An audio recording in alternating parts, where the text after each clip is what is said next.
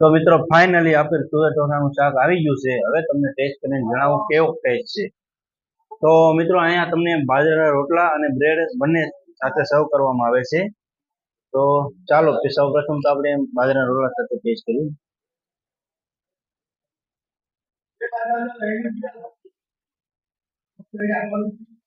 વાહ, વાલી વાલી ભાઈ, વાહ શું વાત છે ભાઈ, મોજ પડી જાય એવો ટેસ્ટ છે બાકી હો. આ છે લીલી હળદરનું શાક. વાહ વાહ વાહ, શું ટેસ્ટ છે મિત્રો. ટેસ્ટમાં તો કાંઈ ઘટે એવું નથી, એકવાર જરૂર મુલાકાત લેજો.